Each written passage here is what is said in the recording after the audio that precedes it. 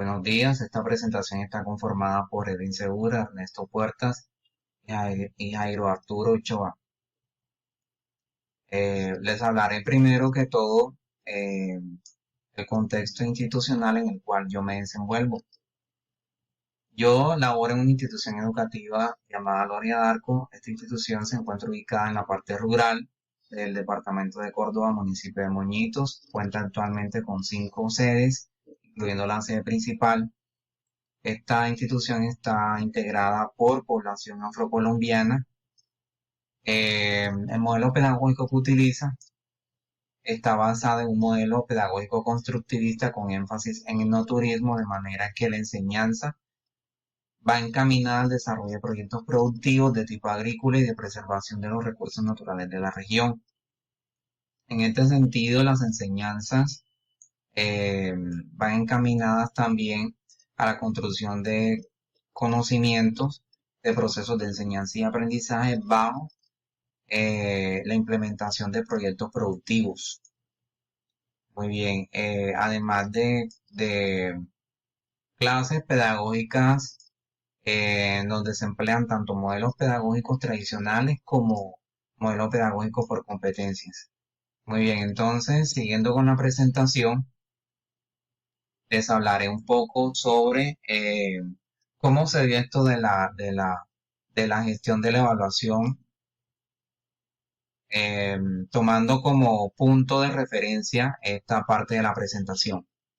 Entonces, desde principios desde el año 1957, desde muchos años atrás, específicamente desde este año, el gobierno se dio cuenta de que se estaban creando individuos poco capacitados para realizar tareas u oficios específicos en ciertas áreas. Entonces, a partir de esto, se dieron cuenta que estaban siendo poco competentes y se reformuló. En 1958 se llevó la idea de hacer una reformulación de los currículos, de manera que a los individuos se les orientara un poco más a áreas de manera en donde al individuo se le instruyera un poco más a aquellas áreas en donde se presentara mayor necesidad.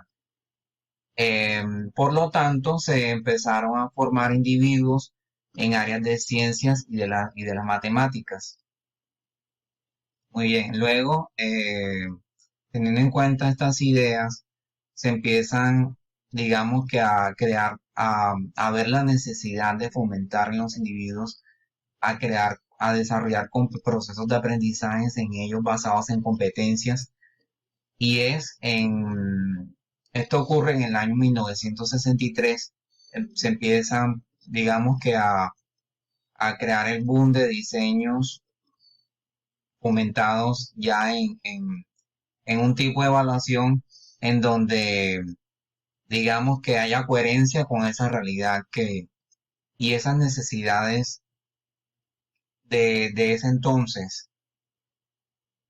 Entonces se empiezan a crear programas específicos para fomentar la enseñanza en ciertas áreas. Ya como tal se fundamentan digamos que los primeros programas. Ya en el año 1967, ya pues a través de este recorrido, ya se fundamenta como tal la evaluación formativa y la evaluación sumativa como herramientas para fortalecer los procesos de enseñanza y aprendizaje. Se habla de evaluación intrínseca, se empieza a hablar de evaluación extrínseca también. Muy bien, entonces, continuando con la presentación, eh, ¿en qué consiste la gestión de aula? La gestión de aula de la evaluación hace referencia a las actividades que realiza una comunidad educativa con el fin de mejorar los procesos de enseñanza y aprendizaje a través de los distintos actores de la educación. Este incluye desde prácticas de aula hasta procesos metacognitivos de los estudiantes. Conlleva propiciar el contexto para brindar un ambiente óptimo de aprendizaje que invite al estudiante a aprender, a conocer cuáles son los objetivos de aprendizaje y por lo tanto qué se evaluará, cómo se hará, propiciando dos aspectos, la calidad y la equidad. Entonces es importante tener en cuenta que que al individuo se le, se le, se le presente qué contenido se le va a evaluar, con qué fin se va a evaluar, ¿verdad? ¿Qué meta como tal de aprendizaje se pretende lograr a través de esos contenidos que se van a evaluar? ¿Qué fin tiene la evaluación en el proceso educativo?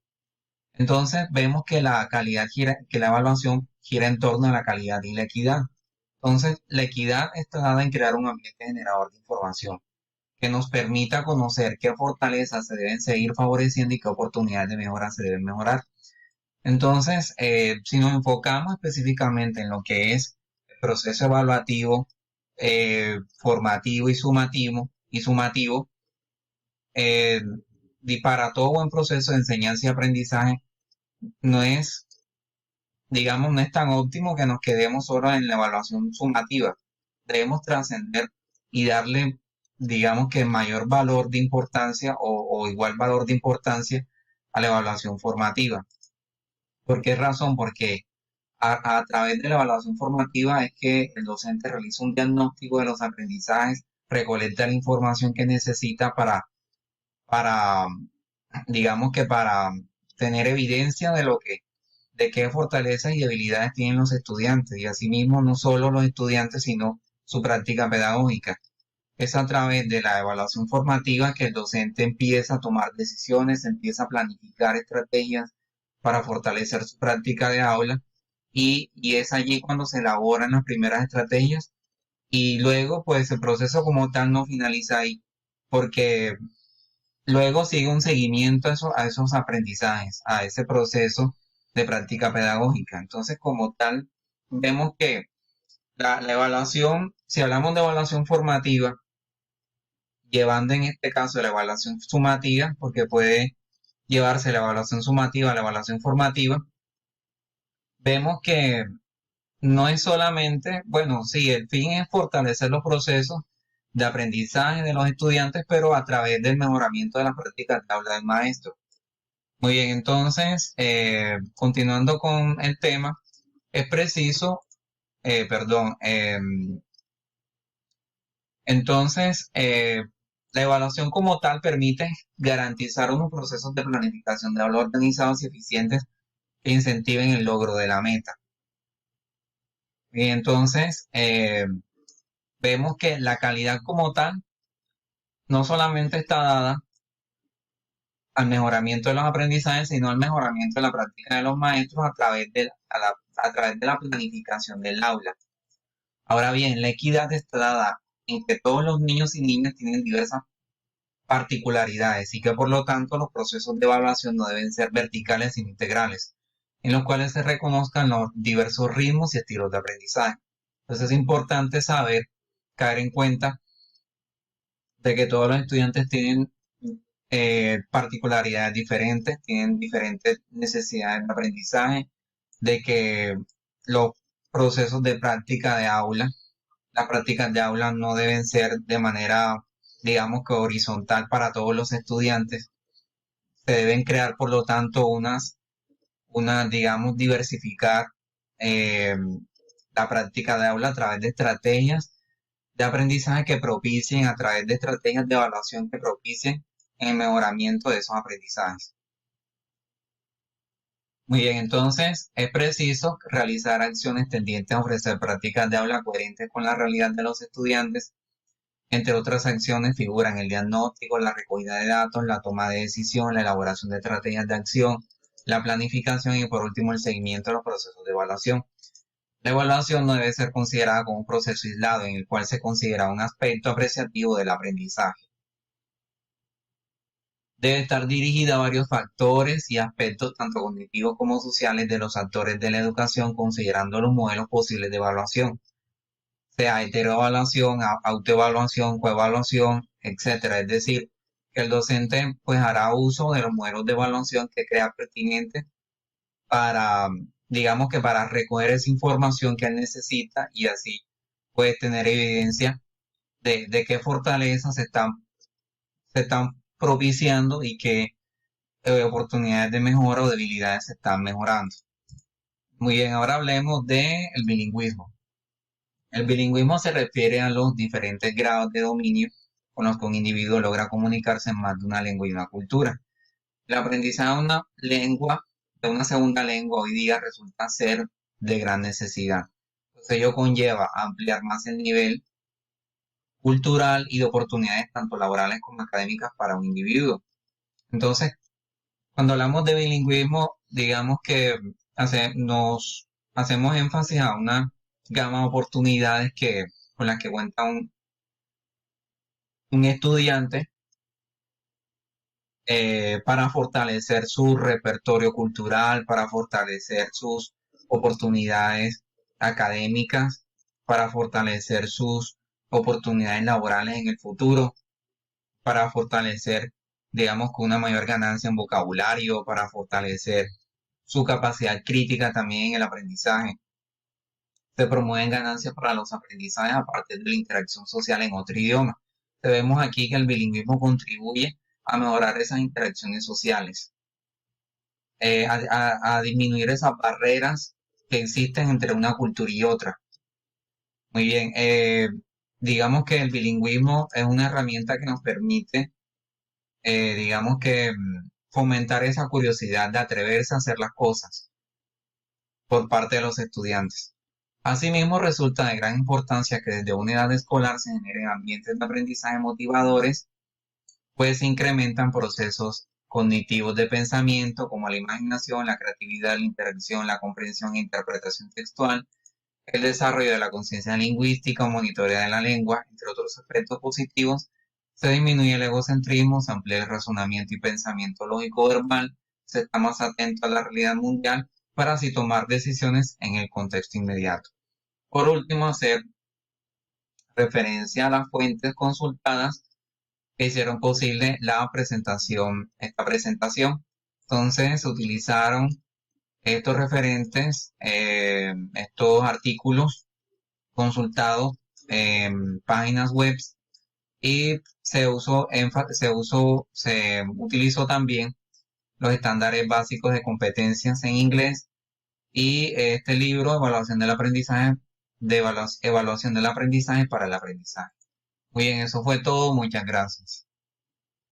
Para todos. Mi equipo de trabajo lo componen Edwin Luis Segura, docente de la ciudad de Montería, Jairo Arturo Ochoa, docente de la institución educativa Villa del Socorro de la ciudad de Medellín, y quien les habla, Ernesto Puerta Arias, de la institución educativa Carlos Viejo Ortiz de la ciudad de Medellín, Antioquia. Les voy a hablar en dos momentos. El primero, el contexto institucional, y el segundo, la metodología del docente. La institución educativa Carlos Viejo Ortiz está ubicada al occidente de la ciudad, más propiamente en la Comuna 13. Contamos con una sede principal, que es la de bachillerato, y tres alternas, que son las de básica primaria. Contamos aproximadamente con unos 2.000 estudiantes, 70 docentes, 4 coordinadores y un rector. Alrededor de nuestra institución se encuentra la Biblioteca Pública de San Javier, donde los muchachos van a hacer sus consultas académicas. Está muy bien dotada desde la parte didáctica y desde las TIC. Alrededor también está la Unidad Intermedia de San Javier, que es muy importante por la parte de la asistencia médica. Y también están las escaleras eléctricas en el barrio 20 de Julio, que albergan gran cantidad de turistas extranjeros. Alrededor de las escaleras, en las fachadas de las casas, se cambia una historia de violencia por una cultura de arte, por medio de los grafitis, que son como la gran novedad, con mensajes naturales sobre la naturaleza y la vida, en las paredes de las casas, de las diferentes casas por donde pasan las escaleras. Se activa allí entonces el comercio, y muchos de nuestros estudiantes y sus familias trabajan como guías turísticas. La rectora, con el deseo de incorporar el bilingüismo, convoca a un consejo académico sobre el bilingüismo y poder así tener el idioma extranjero como área transversal para nuestra institución, ya que es una necesidad de la comunidad que cada uno de nosotros asistimos. Como segundo momento, tenemos la metodología del docente. Acá en esta institución, las actividades y estrategias empleadas en clase desarrollan habilidades para aprender a aprender, aprender haciendo, toma de decisiones, trabajo en equipo, todo esto en 3 momentos esenciales: la indagación o conocimientos previos, conceptualización y aplicación de trabajo colaborativo, necesario para que nuestra institución cumpla su función transformadora de la cultura, establecida en sus principios y fines del PEI. Estas estrategias son: generación de preguntas que permiten una participación activa de los estudiantes, que a la vez llevan a la reflexión, a relacionar la temática de la clase a su contexto y hasta con su propia familia. Otras estrategias en el trabajo colaborativo, que permite a los estudiantes que se ayuden entre sí, que mejoren su convivencia, que vivan con sus compañeros los diferentes valores, que aprendan del área a quererse, a reconocerse como personas que proyectan en su vida familiar y social algo muy importante, que es el amor, que puedan congregar la diversidad de estilos de aprendizaje e inteligencias múltiples desde la inclusión. El docente, entonces, es el que transmite los valores y los conocimientos que se consideran trascendentales, dignos de importancia para transformar a cada uno de nuestros estudiantes. Se piensa que el alumno y el profesor son entes activos en un proceso mutuo de enseñanza-aprendizaje. Los unos aprenden de los otros. No puede ser el educador quien ha perdido la capacidad de aprender. El docente debe estar dispuesto a implementar, a utilizar diferentes estrategias de enseñanza, a variar sus metodologías y sobre todo a aprender de su propia experiencia de enseñanza. Entonces, podríamos decir que como metodología, a la clase se debe incorporar una dinámica de pensamiento que bien ha de contemplar la creatividad, la originalidad y la capacidad de reflexión, la misma lúdica y las didácticas por encima de la memorización de la información. La eficacia de la metodología depende de la combinación de muchos factores. Voy a hablar de 3 específicamente. El primero, las características del estudiante. Hay que tener en cuenta los conocimientos previos, sus capacidades, su motivación, que es bastante importante, el estilo de aprendizaje de cada uno. En otras palabras, el docente debe hacer un diagnóstico de grupo de los estudiantes para así saber cuáles son las metodologías más apropiadas para ese grupo específico. Como segundo momento, las características de la materia que se va a enseñar, el nivel de complejidad, el carácter más teórico, práctico, el número de estudiantes que se tienen en el aula, el espacio y el tiempo que se va a requerir para hacer estos trabajos, estas actividades. De ahí se saca la metodología más adecuada para intervenir el grupo. Y como tercero están las características del profesor o del docente, su estilo personal, su personalidad, su capacidad, su motivación, sus creencias, en otras palabras, su vocación de enseñar. Si tiene vocación de enseñar, entonces alberga una gran capacidad de paciencia para poder darle tiempo al estudiante, escucharlo, aconsejarlo y entonces así tocarle la fibra más profunda del ser, esa parte ontológica, le ayuda a encontrar la razón de ser de su vida. Si hacemos eso, les permitimos no solamente que transformen su vida, sino que transformen las de las familias y así también las de la sociedad. Espero que esta reflexión le pueda servir a muchos docentes en su quehacer educativo. Buenas, cordial saludo. Mi equipo de trabajo está conformado por los docentes Edwin Luis Segura Espitia, quien es tutor del programa Todos a Aprender en el departamento de Córdoba. Igualmente, mi compañero docente Ernesto Puerta Arias, quien es docente acá en el municipio de Medellín, en la institución educativa Carlos Viera. Y quien les habla, Jairo Arturo Ochoa López, docente en la institución educativa Villa del Socorro, en la sede Villaniza. Hoy entonces les voy a hablar sobre el contexto educativo donde laboro, las habilidades comunicativas y el bilingüismo. Bueno, el contexto educativo. Los niños que están en la imagen son los estudiantes del grado tercero 9 de la institución educativa Villa del Socorro, que es mi institución. Esta institución está ubicada en la Comuna 2 del municipio de Medellín y estamos muy cerca al Metrocable que va hacia el barrio Santo Domingo Savio, igualmente muy cerca también al Metrocable que actualmente están haciendo, que es el del Picacho. Mi colegio cuenta con casi 4.300 estudiantes, son 136 docentes y 7 directivos docentes, entre ellos 6 coordinadores y nuestro rector. Mi colegio es el segundo colegio más grande de Medellín por estudiantes. Bueno, voy a hablarles acerca de las habilidades comunicativas, el docente y la comunicación en el aula. La función básica de los docentes es la comunicación, por lo que es conveniente que cada docente reflexione una vez más. Ojo con esta pregunta, ¿qué es la comunicación? Entonces, a través de la comunicación debemos tener mucha eficacia al comunicar, mucha claridad y mucha seguridad.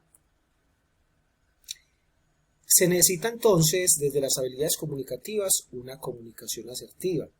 Las habilidades comunicativas del docente con los estudiantes son de gran importancia en el acto educativo, ya que ayudan a que la comunicación del contenido de la enseñanza sea mejor comprendido y asimilado por los mismos estudiantes.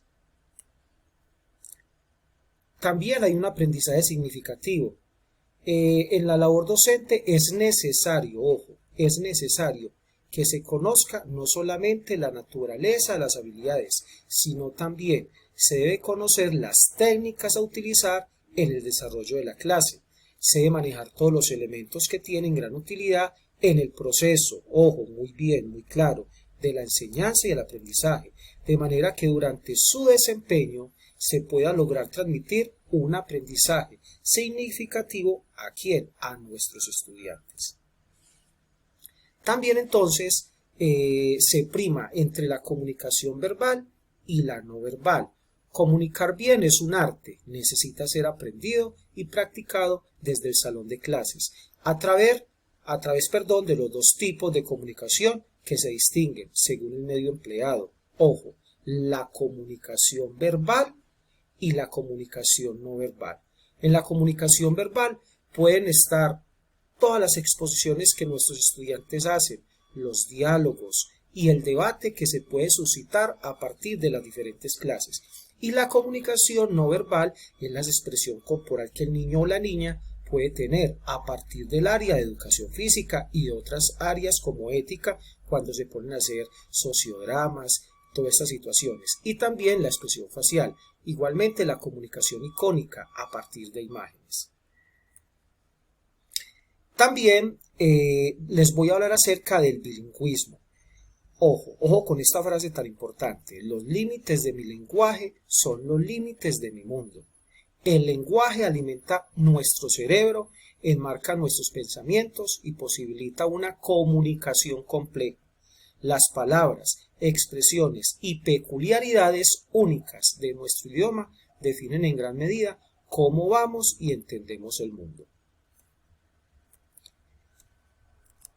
Quiero hablarles entonces sobre un proyecto muy bonito que viene desarrollando la Secretaría de Educación del municipio de Medellín, que es acerca de Medellín bilingüe, y a nosotros los docentes nos tienen muy involucrados a partir de los docentes nativos que vienen de diferentes países y están con nosotros dentro del aula de clase. ¿Para qué? Para ellos, desde su experiencia, desde su cultura, desde su sabiduría, poderles dar todo ese conocimiento a nuestros estudiantes y por ende a nosotros como docentes. Los docentes nativos provenientes de países tales como Estados Unidos, Inglaterra, Irlanda, Jamaica, Australia y Canadá llegaron a Medellín para integrarse a los programas de Colombia bilingüe y Medellín multilingüe y ser coeducadores junto con los maestros de inglés de cada institución en la enseñanza del segundo idioma. Igualmente, yo que soy docente primaria, ellos también están en continuo acompañamiento con nosotros dentro del salón de clase para que los niños tengan un mayor aprendizaje del inglés.